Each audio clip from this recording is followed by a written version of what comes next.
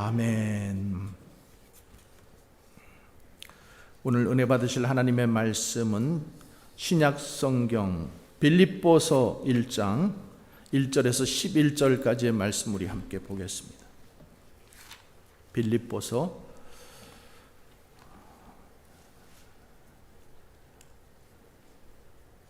1장 1절부터 11절까지의 말씀입니다.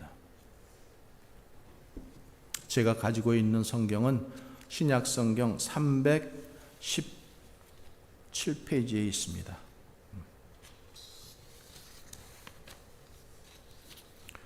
자, 함께 찾으신 줄 알고 함께 봉독합니다. 그리스도 예수의 종 바울과 디모데는 그리스도 예수 안에 빌립보에 사는 모든 성도와 또한 감독들과 집사들에게 편지하노니 하나님 우리 아버지와 주 예수 그리스도로부터 은혜와 평강이 너희에게 있을지어다. 내가 너희를 생각할 때마다 나의 하나님께 감사하며 간구할 때마다 너희 무리를 위하여 기쁨으로 항상 간구함은 너희가 첫날부터 이제까지 복음을 위한 일에 참여하고 있기 때문이라. 너희 안에서 착한 일을 시작하신 이가 그리스도 예수의 날까지 이루실 줄을 우리가 확신하노라. 내가 너희 무리를 위하여 이와 같이 생각하는 것이 마땅하니 이는 너희가 내 마음에 있음이며 나의 맹인과 복음을 변명함과 확정함에 너희가 다 나와 함께 은혜에 참여한 자가 됨이라. 내가 예수 그리스도의 심장으로 너희 무리를 얼마나 사모하는지 하나님이 내 증인이시니라. 내가 기도하노라. 너희 사랑을 지식과 모든 총명으로 점점 더 풍성하게 하사 너희로 지극히 선한 것을 분별하며 또 진실하여 허물 없이 그리스도의 날까지 이루고 예수 그리스도로 말미암아 의의 열매가 가득하여 하나님의 영광과 찬송이 되기를 원하노라. 아멘.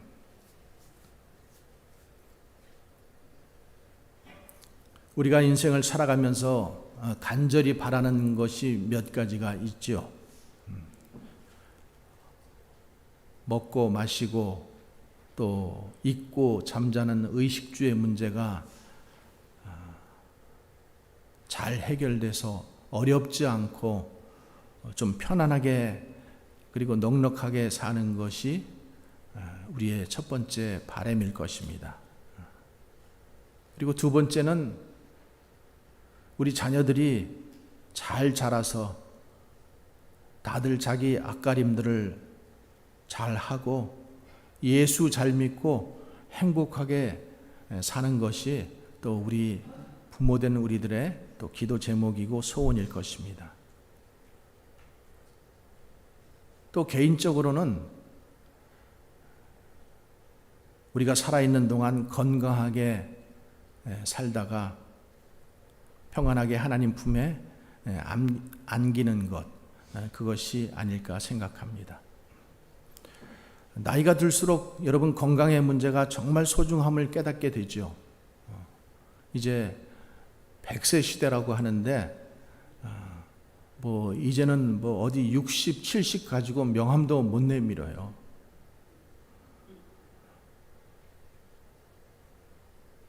왜 한국에 60, 70, 60은 말할 것도 없고 70 먹으신 어르신 아버님들 왜 경로당 왜 안 가세요? 그러면은 경로당에 가면은 70살이면 맨날 어리다고 심부름만 시킨대요. 심부름만.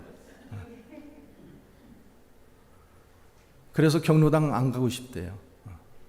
이제 80, 90, 또 100살을 넘기신 그런 어른들도 계시니까 이제 그런 것 같아요. 여러분, 우리에게 참 건강 참 소중하죠.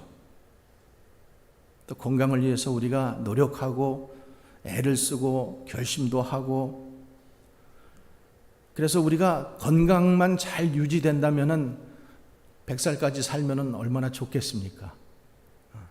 그런데 보면은 아프고 힘들고 그렇게 고통 가운데 또 100살까지 사는 것은 또 여러분들의 소원이 아닐 줄 믿습니다. 하나님께서 우리를 지으셨잖아요. 우리의 몸, 바디를 지으시고 또 혼, 또 영혼, 영혼 몸을 하나님께서 다 지으셨어요. 그래서 우리가 건강, 이 육신의 건강만을 생각하면서 그것만 열심히 건강하게 훈련한다고 그래가지고 건강하게 잘 사는 것이 아니라 몸과 더불어서 혼도 또 영도 건강하게 만들어가는 것이 하나님 안에서 정말로 건강한 것인 줄 믿습니다. 그래서 데살로니가전서 5장 23절에 이렇게 말씀해요. 평강의 하나님이 친히 너희를 온전히 거룩하게 하시고 또 너희 온 영과 혼과 몸이 우리 주 예수 그리스도께서 강림하실 때에 흠없이 보존되기를 원하노라. 이것이 우리의 소원의 기도가 되실 줄 믿습니다. 건강하게 사는 것, 우리의 소원뿐만 아니라 하나님 아버지의 소원이기도 해요. 자식이 매일 빌빌하고 골골하고 이렇게 사는 것을 좋아할 부모가 어디 있겠어요? 우리 아버지도 우리 하나님께서도 우리가 건강하게 영혼 육이 강건하여 너희가 행복하게 너희의 그 명수대로 이렇게 살아가기를 원하시는 거죠. 오늘 빌립보를 제가 택한 이유는 빌립보 속에 이 건강, 우리의 영혼 육이 건강해지는 비결이 이 빌립보 안에 있기 때문이에요. 그리고 그 영혼 육이 건강한 비결의 가장 근본이 뭔가 하면은 바로 기쁨의 영성입니다. 기쁨의 영성. 기쁘면은 몸도 건강해지고 혼도 건강해지고 영도 건강해질 수 있어요. 여러분 잠언 말씀에 이런 말씀 기억하실 거예요. 마음의 즐거움은 얼굴을 빛나게 하여도 마음의 근심은 심령을 상하게 하느니라. 그러니까 마음의 즐거움, 기쁨이 있으면은 비싼 화장품 꼭 바르지 않아도 얼굴이 어떤다고요? 빛난다라는 거예요. 빛나는 거예요. 근데 마음에 근심이 있으면은 아무리 좋은 화장품을 갖다 발라도 떡지덕지 발라도 소용이 없다라는 거예요. 왜? 그 안에 벌써 안이 썩었기 때문에. 또 잠언 17장에도 이렇게 말씀해요. 마음의 즐거움은 양약이고, 양약이 뭐예요? 보약이라는 거예요. 심령의 근심은 뼈를 상하게 하느니라. 심령의 근심이 생기면은 어때요? 얼굴이 막 썩지요. 또 얼굴뿐만 아니라 뼈가 썩는 거예요. 그게 뭐예요? 암이고 뭐 요새 우리 현대병으로 얘기하는 것들 아니겠어요? 그러니까 여러분 우리가 기쁘게 살아야 돼요. 그러니까 하나님께서 우리에게 말씀하세요. 항상 기뻐하라. 쉬지 말고 기도하라. 범사에 감사하라. 이 기쁨이 우리가 인생을 살아가면서 가장 붙잡아야 할 기본적인 영성이라는 거예요. 근데 어떤 사람들은 굉장히 우울질이 있어요. 그렇죠? 점액질, 막 끈적끈적. 한번 우울해지기 시작하면은 그냥 막 수월까지 내려가. 저 밑에까지 내려가서 자기 힘으로는 올라올 수가 없는 거예요. 왜 내 얘기를 하지? 이렇게 생각하시는 분들은 여러분 그런 영성을 가진 사람들은 굉장히 조심해야 될 게 뭐냐면 우울증이에요. 또 그런 분들은 조심해야 될 게 뭐냐면 치매예요. 특별히 혼자만 사시는 분들 가운데 이 우울이 한번 탁 이렇게 씌워지기 시작하면은 뭐 두문불출하고 뭐 아무하고도 얘기 안 하고 꼼꼼한데 그냥 수월 저 지옥 끝까지 내려가는 것처럼. 그래서 근데 여러분만 그런 것이 아니라 다윗도 그랬어요. 그래서 시편에 보면 뭐래요? 주여 나를 그 스올에서 건져 올려 주시옵소서. 내 힘으로는 도저히 그것을 올라오기가 힘이 들다라는 거예요. 근데 우리가 어떻게 하면은 기쁨 가운데 살면은 그 모든 것들이 떠나가는 거예요. 햇빛이 쫙 비치면은 어둠의 영이 확 떠나가는 것처럼 기쁨의 영성이 들어가 버리면은 그 어두움은 떠나가게 되어 있어요. 그래서 여러분들이 항상 추구해야 될 것은 뭐예요? 기쁨의 영성이에요. 우리 옆 사람과 한번 고백하십시다. 행복하게 삽시다. 기쁨으로 삽시다. 기쁨으로 살아요. 기쁨으로. 이 빌립보서에 기쁨이라는 말이 18번이나 나와요. 그래서 오늘 빌립보 말씀 통해서 저와 여러분이 이 기쁨의 영성이 회복되기를 소원하면서 이 말씀을 준비했어요. 자, 빌립보는 이 지역 이름이잖아요. 필리피로스. 지금 이 우리로 얘기하면은 그리스에 있는 지역이죠. 그리스. 근데 이 지금 빌립보서라고 하는 편지를 누가 썼어요? 빌립보가 썼죠? 이 빌립보서를 누가 썼어요? 사도 바울이 썼어요. 사도 바울이 썼는데 사도 바울이 지금 어디에서 이 편지를 써요? 바울? 사도 바울이 그러니까 어디서 썼냐고. 감옥에서 쓰죠. 그러면은 감옥에 있으면서 여러분 감옥은 굉장히 우리를 우울하고 실망하게 만들고 그 닫혀 있는 공간, 죄를 지어서 갇혀 있는 그 공간 속에서 살아간다라고 하는 것은 이 기쁠 수가 없잖아요. 근데 감옥에 갇혀 있는 이 사도 바울이 지금 빌립보 성도들에게 뭐라고 얘기하는 거예요? 기뻐하라. 기뻐하라. 지금 이 이야기를 하는 거예요. 기뻐하라. 내가 다시 너에게 원하노니 기뻐하라. 로마에 가보면은 로마의 조금 변두리 지역인데요. 트레폰타네라는 교회가 있어요. 트레폰타네. 새 분수교회. 이런 교회인데 이곳은 사도 바울이 순교했던 자리에 세워진 교회예요. 근데 사도 바울이 우리가 아는 것처럼 예수님께서 십자가에 못 박혀 죽으셨지만은 그러니까 그 예수님의 십자가에 돌아가셨지만은 베드로는 나는 예수님처럼 십자가에 못 박히겠다 이래서 거꾸로 못 박혔잖아요. 근데 사도 바울은 참수를 당해서 죽습니다. 참수는 목이 잘리는 거잖아요. 근데 목이 잘릴 때에 땅그랑 목이 잘려서 땅바닥에 3번 이렇게 튀었는데 그 3번 튈 때마다 거기에서 물이 솟아나왔다 그래요. 그래서 이 새 분수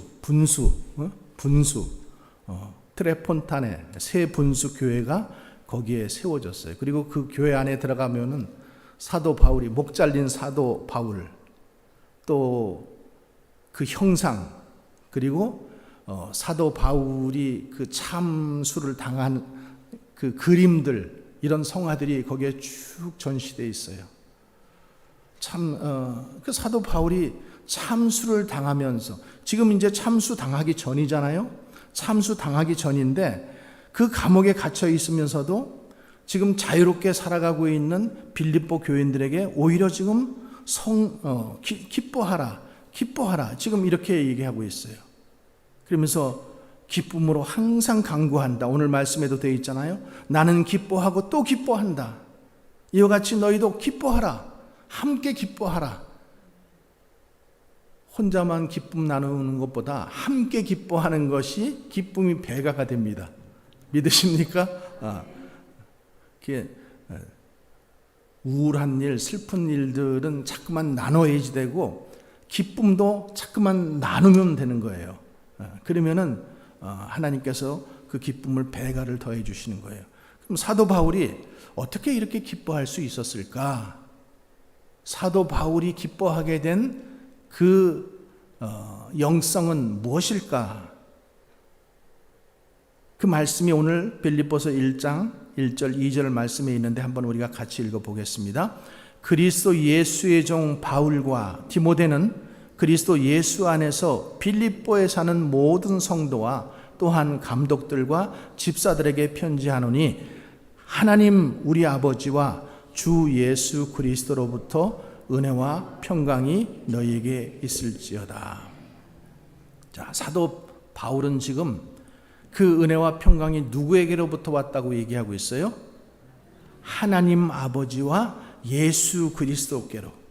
하나님 아버지와 예수 그리스도께로부터 온 평강을 붙잡고 있다라는 거예요. 그러니까 바울이 기뻐할 수 있는 그 근거가 뭔가 하면은 하나님 아버지와 예수 그리스도라는 거예요. 그가 비록 지금 감옥에 갇혀 있고 이제 그가 곧 지금 죽음을 당해야 되는 그런 입장 속에서도 사도 바울이 지금 기뻐할 수 있는 것은 예수 그리스도, 주 하나님 아버지가 나와 함께 계시다라는 그 마음, 그 영성이 있었기 때문에 사도 바울은 기쁜 거예요. 바울의 기쁨의 근거는 자기 자신에게 있지 않았어요. 자기 자신의 상황에 있지 않았고, 자기 자신의 처지에 있지 않았고, 자기가 하는 일에 있지 않았어요. 자신의 통장에 있지 않았고, 자신의 직위에 있지 않았어요. 바울이 기뻐할 수 있는 근본적인 이유는 하나님 아버지와 예수 그리스도로부터 오는 것, 온 것. 사랑하는 여러분, 우리의 기쁨은 어디서부터 오고 있습니까? 사람에게서부터 오고 있습니까? 아니면 여러분들이 돈을 많이 버는 통장의 잔고가 늘어나는 것에 기쁨이 있습니까? 아니면 즐거운 것을 보면서 그 안에서 기쁨을 찾으려고 합니까? 아니면 남몰래 한 잔씩 하시면서 기쁨을 맛보십니까? 또 가지 말라 그래도 꼭 어떤 사람들은, 예수 믿는 사람들은 그런 것 좀 가지 말라 그래도 꼭 가가지고 또 하면서 또 기쁨을 느끼는 사람들이 있어.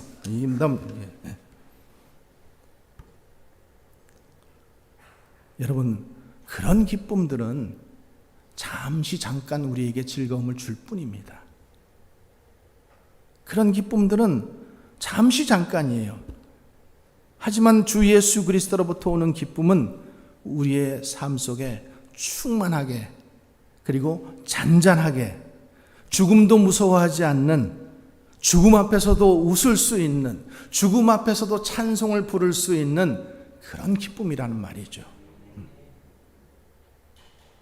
그래서 하박국 선지자가 뭐라고 고백해요? 하박국 3장 17절에 비록 무화과 나무 무성치 못해도, 포도나무에 열매가 없어도, 감람나무에 소출이 없어도, 밭에 먹을 것이 없어도, 그리고 양이 없어도 외양 예수 그리스도 때문에 여러분들 정말로 기쁘십니까?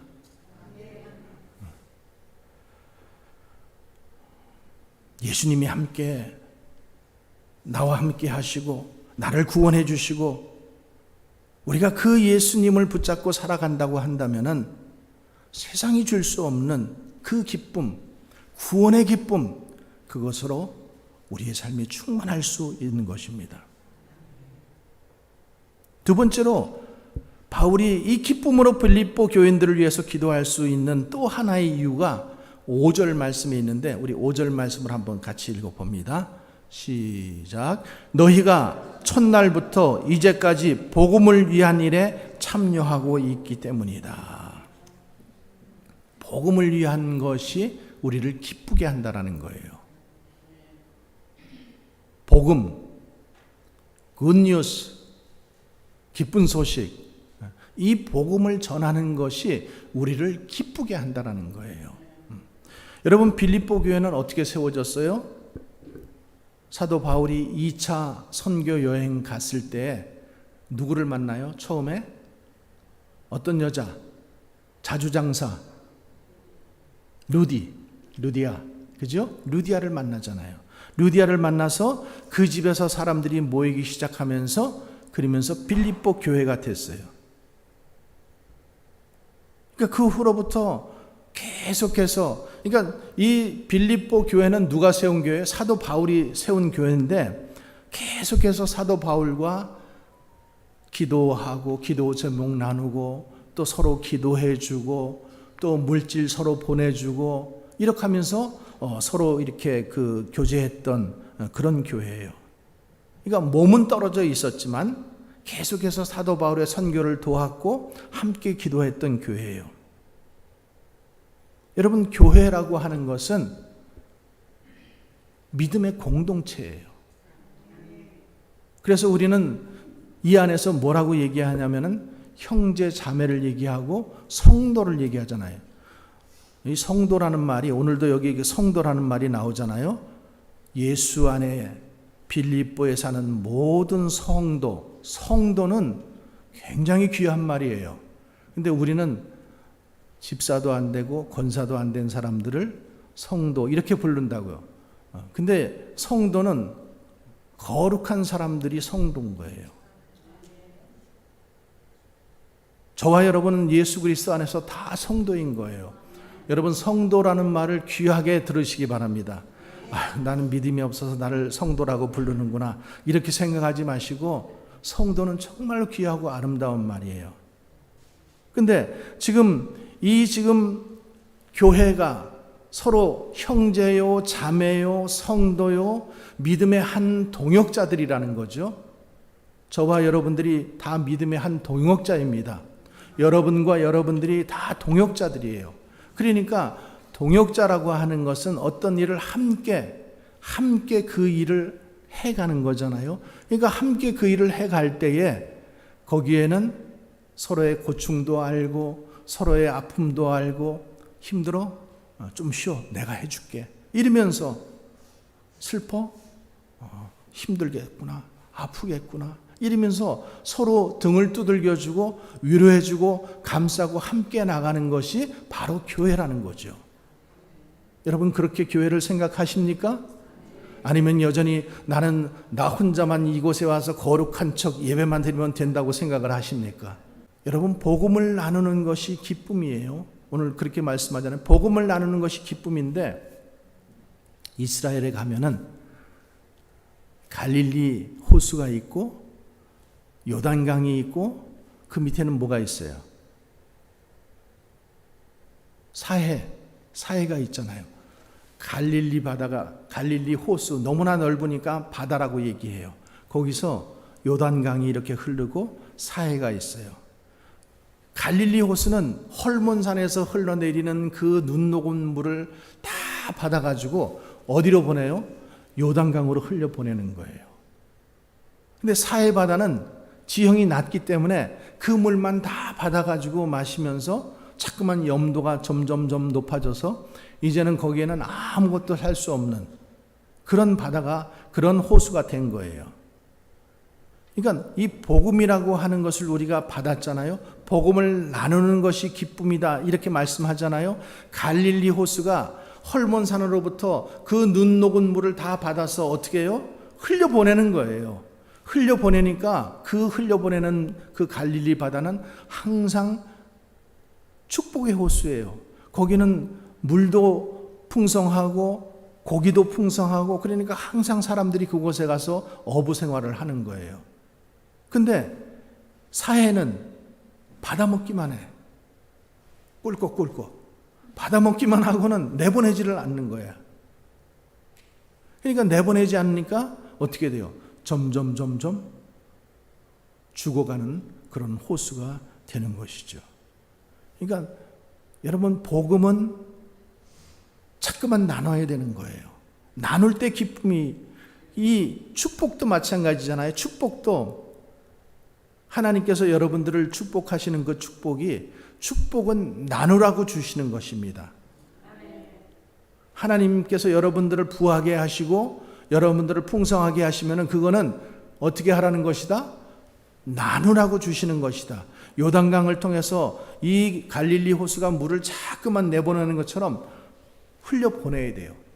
복음과 축복은 자꾸만 흘려보내야 되는 거예요. 그러면 나는 자꾸만 건강해지는 거예요. 근데 그것을 내가 나만 가지고 있고 그러면은 사해바다처럼 어떻게 된다고요? 내가 죽어버리게 되는 거예요. 내가 죽게 되는 거예요.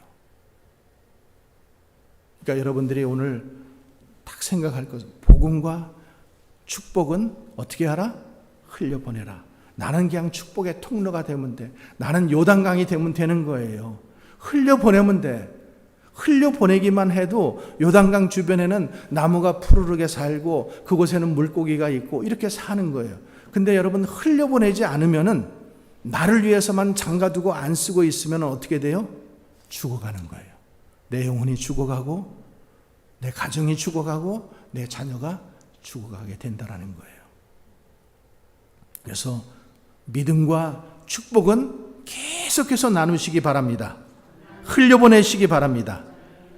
6절 말씀 또 사도 바울이 이렇게 고백합니다. 시작. 너희 안에서 착한 일을 시작하신 이가 그리스도 예수의 날까지 이루실 줄을 우리는 확신하노라. 세상에서 얘기하는 착한 일, 그거는 뭐 선행도 될 수 있지만은 예수 그리스도 안에서 너희 안에서 착한 일은 복음 전파예요. 복음 전파가 착한 일이에요. 그 착한 일을 예수 그리스도께서 우리 안에서 시작하셨는데 언제까지? 예수의 날까지 이루실 줄을 우리가 믿는다라는 거죠. 그러니까 어려운 일이 닥쳐도 힘든 일이 닥쳐도 모든 것들이 예수 그리스도 안에서 주님께서 우리와 함께 하시고 우리와 동행하여 주시면은 잘 될 줄로 믿는 것, 이것이 믿음인 거예요. 우리가 믿음에 대해서는 참 많이 알아요. 근데 이 믿음을 우리는 어떻게 해요? 실천하지 못하는 부분들이 너무나 많은 거예요. 그러니까 요새 이 믿는 사람들의 모습을 보면은 뭐 여러분들은 맨날 거울 앞에서 여러분들을 잘생겼다고 보겠지만은 목회자인 제가 여러분들을 볼 때는 머리만 크고 귀만 크고 입만 크고 그리고 몸은 그냥 빌빌빌빌 이런 모습이라는 거예요. 영적인 눈으로 보면 그렇다라는 거예요. 머리만 커, 말만 잘해, 행동은 안 해. 이제 손과 발은 거의 퇴화 수준이야. 그러면 안 된다는 거죠.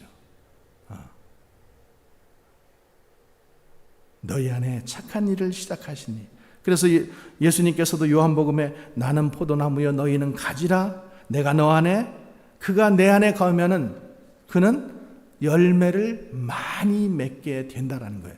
우리가 항상 예수 그리스도 안에 있어야 되는 이유가 바로 그거예요. 그래서 예수 안에 거하고 예수를 바라보고 이런 확신이 생기면은 어떻게 돼요? 우리 안에 기쁨이 샘솟는 거예요. 기쁨이 막 생겨나는 거예요. 그래서 7절에 또 뭐라고 말씀하고 있어요? 내가 너희 무리를 위하여 이와 같이 생각하는 것이 마땅하니 이는 너희의 마음에 있음이요.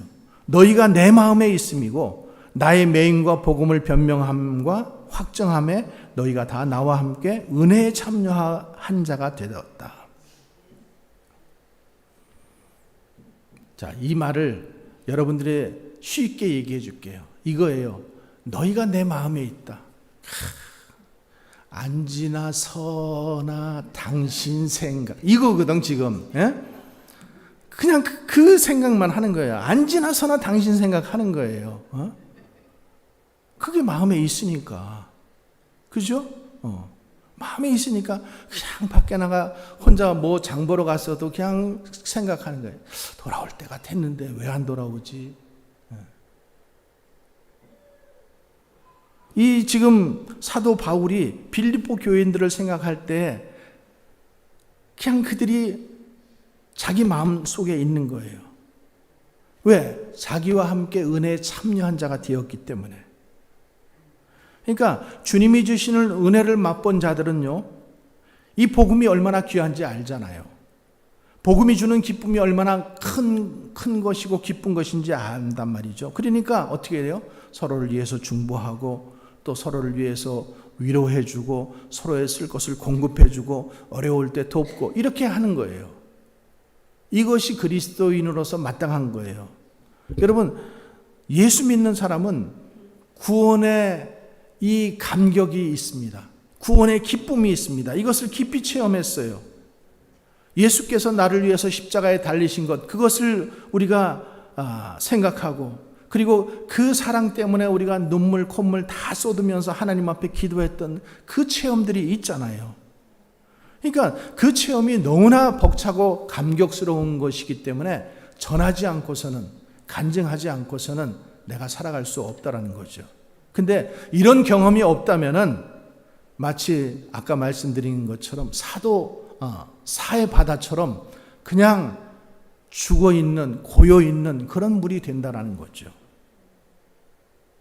복음의 능력을 경험하지 못하고 예수가 정말로 나의 죄를 위해서 십자가에 못 박혀 죽으신 그 은혜와 체험을 느끼지 못한 사람은 마치 사해 바다와 같은 그런 믿음의 삶을 살고 있기 때문에 주님이 주시는 은혜라는 말이 무엇인지 잘 몰라요.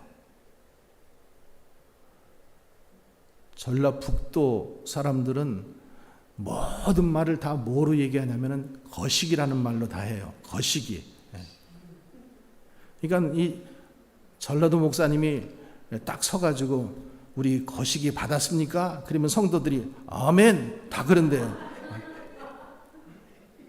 거시기. 그러니까 초신자가 교회 와가지고 거시기가 뭐요? 그러면 거시기가 거시기요. 여러분, 은혜를 받은 사람은 그 은혜 받은 것을 알아요. 하나님을 만난 사람은 하나님을 만난 그 흔적들이 있어요.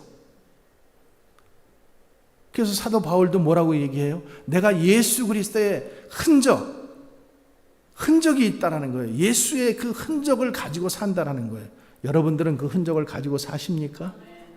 예수 그리스도의 십자가의 흔적을 가지고 사십니까?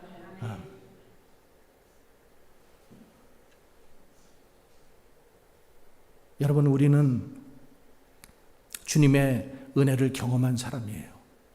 또 주님께 빚진 자들이에요. 사도 바울이 지금 나는 복음의 빚진 자라 이렇게 고백하고 있잖아요. 또 그렇게 얘기하면은 그냥 자기 자신에게 너무 철저한 사람들은 나는 남에게 돈도 꿔준 적도 없고 나는 남에게 그렇게 빚진 일을 한 적도 없고 막 이러면서 내 스스로 지금까지 나는 정정당당하게 살아왔다라고 이렇게 생각하는 사람들이 있을 수 있죠. 근데 여러분, 우리는 이 땅에 태어날 때부터 벌써 어머니에게 빚진 자예요. 생명을 빚졌어요. 태어나면서 우리는 벌거숭이로 왔지만은 그 어머니가 우리에게 생명을 주셨고 옷을 주셨고 먹을 것을 주셨어요. 그래서 우리는 그것을 빚진 사람들이에요. 또 하나님께서 우리에게 살아가는 동안 태양과 공기와 물을 주셨잖아요. 마실 수 있는 생수를 주셨고. 그러니까 하나님의 은혜 아래 살아간다라고 한다라는 것은 이 모든 것을 빚진 자가 되는 거예요. 그런데 하나님께서 우리의 그 빚진 마음을 어떻게 하셨어요? 탕감해 주셨잖아요. 탕감해 주셨어요. 그냥 탕감해 주셨어요. 그게 뭐예요? 그게 은혜잖아요.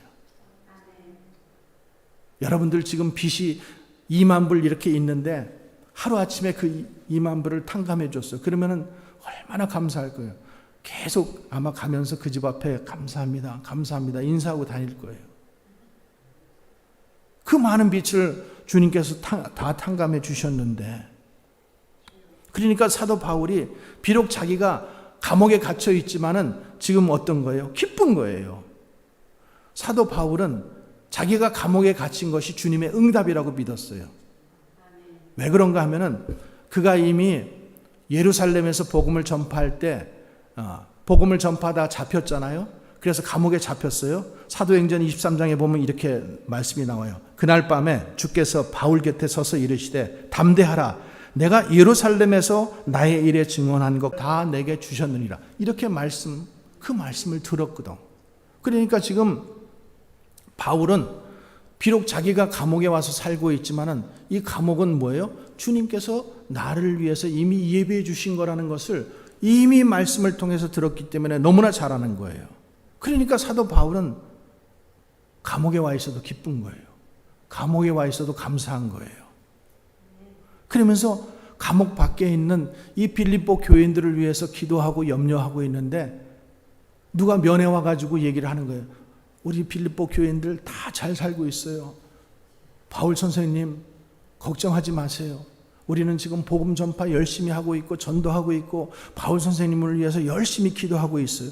이 말을 들으니까 바울이 너무나 감사한 거예요. 야, 너희가 위축되지 않고 이렇게 복음을 잘 전하고 살고 있구나. 그러니까 바울이 기쁜 거예요.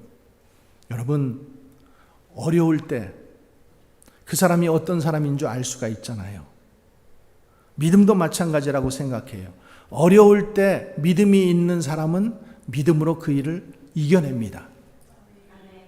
근데 평소에는 믿음이 다 있는 것 같이 보여도 믿음이 있는 사람과 없는 사람의 차이는 어려울 때 나타나게 되어 있어요.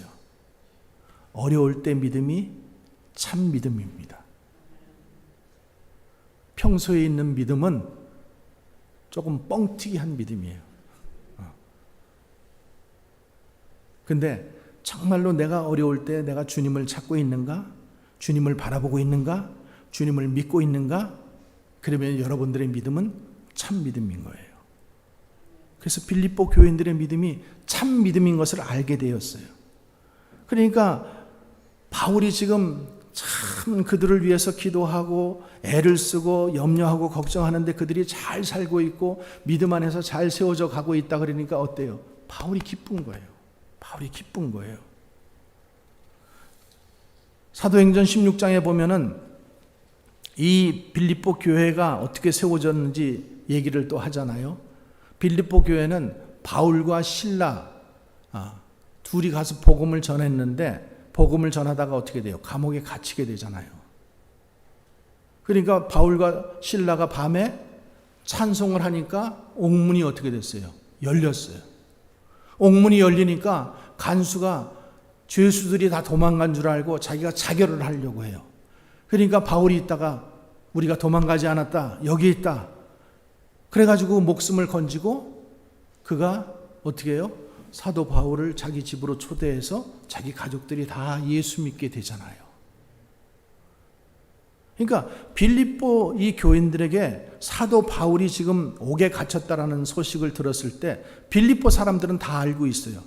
그 바울과 실라 그때 찬양할 때 옥문이 열렸던 그 사건, 그러면 지금 그 사람들이 옥에 갇혀 있어도 전혀 우리는 염려할 것이 없네. 왜? 또 그런 일을 하나님께서 또 베푸실 거니까, 또 그 기적을 일으키실 거니까 그런 마음을 주셨다는 거예요. 아, 로마에서도 이런 일이 일어나겠구나. 지금 그렇게 생각한 거예요. 여러분, 믿음은 바라보는 거예요. 누구를?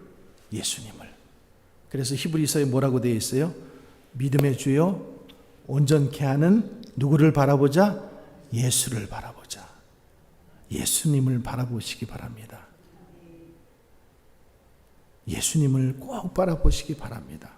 특별히 어렵고 힘들 때, 여러분들의 마음이 옥에 갇힌 것 같을 때, 여러분들의 삶이 풀어지지 않을 때, 사람들이 막 나를 무시할 때 누구를 바라보라고요? 예수님을 바라보세요. 예수님을.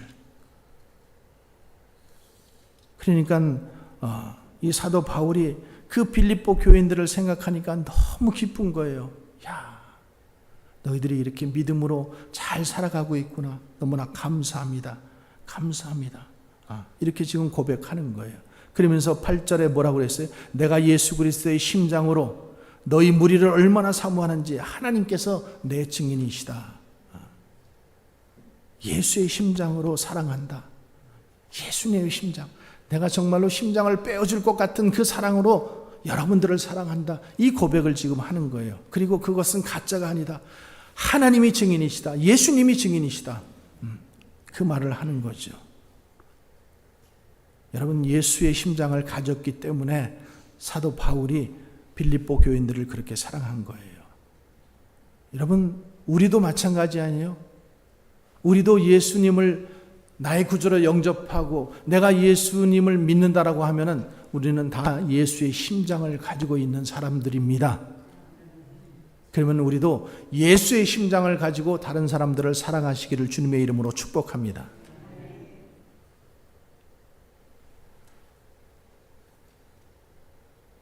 그러니까 이 예수님의 마음을 가지고 우리가 사랑한다라는 것,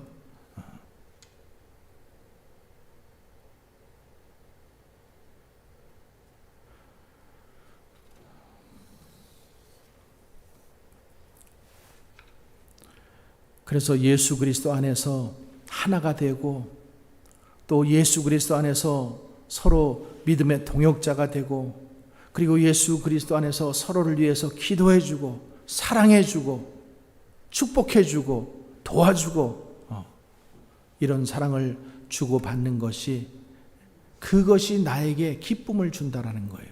그것이 나의 인생을 기쁘게 한다라는 거예요. 내가 안 쓰고 안 먹고 나를 위해서 자꾸만 이렇게 모아만 노는 것은 누구를 기쁘게 하냐면은 다른 사람들을 기쁘게 해요. 왜? 나는 못 써요. 제가 우리 이 동네에 사는 어떤 분 한 분도 알아요. 그분은 재산이 꽤 많아요. 근데 자기 자신을 위해서 일부를 못 써요.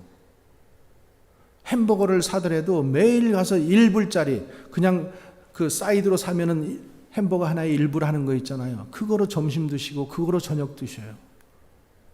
돈이 많은데, 통장에 돈이 많이 있는데도 자기 자신을 위해서는 절대 못 쓰는 그런 사람들이 있어요. 우리 교인들 가운데는 그런 분들이 없기를 바랍니다. 자기 자신을 위해서도 좀 쓰세요. 여러분 형제 자매를 위해서도 좀 쓰세요. 그거 놔두고 가면 뭐 할 건데요? 누구 좋은 일을 시키실 건데요?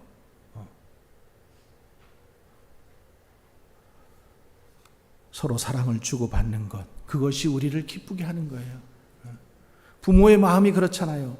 내가 쓰는 것, 나를 위해서 쓰는 것도 기분이 좋지만은 우리 자녀 그 입에 뭐가 들어가는 것을 보면서 부모들은 기쁨을 느끼잖아요.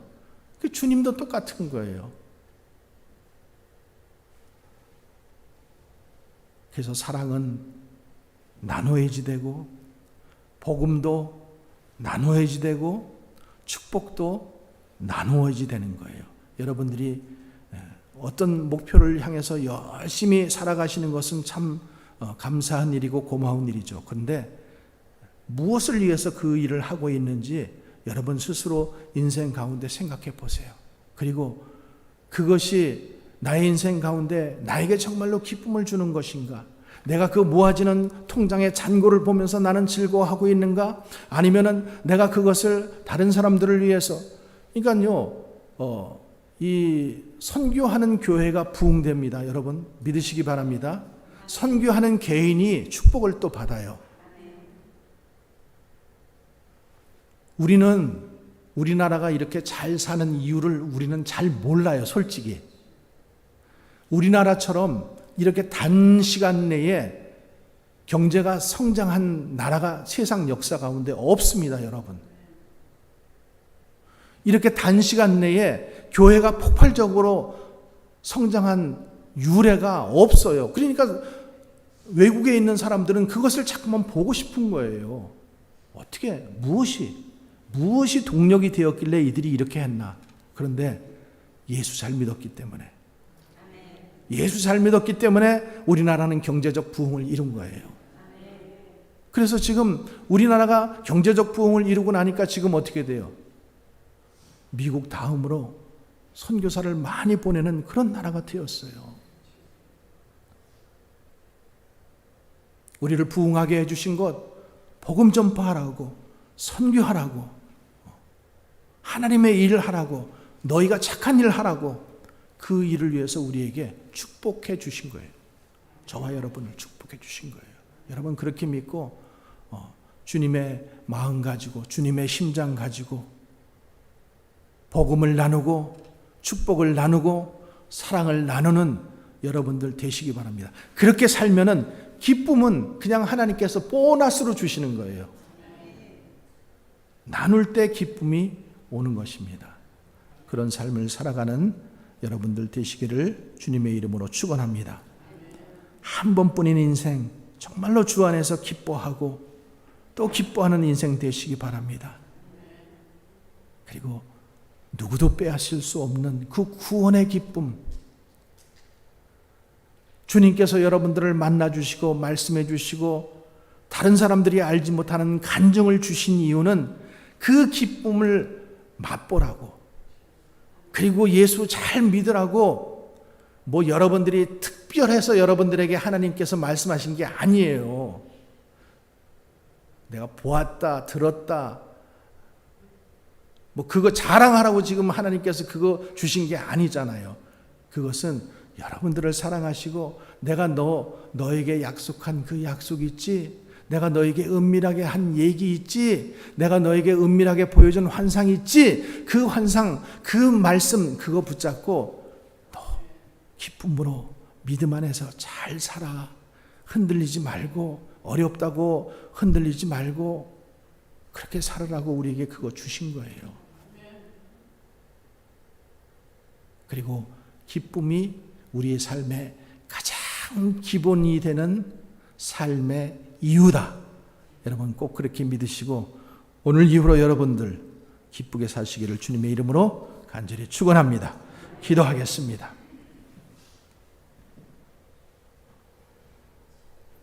아버지 하나님, 우리에게 이 구원의 기쁨, 귀한 소식을 우리에게 주심을 감사합니다. 그것을 또 알게 해주시고 주님을 믿게 해주셨음을 감사합니다. 이제 구원받은 자로서 하나님 기쁨으로 살기를 결단합니다. 주님께서 우리 가운데 역사하여 주시고 인도하여 주셔서 사랑도 나누고 축복도 나누고 복음도 나누는 그런 귀한 기쁨의 삶을 살아가는 주님의 복된 성도들 다 되게 하여 주시옵소서. 예수님 이름으로 기도하옵나이다.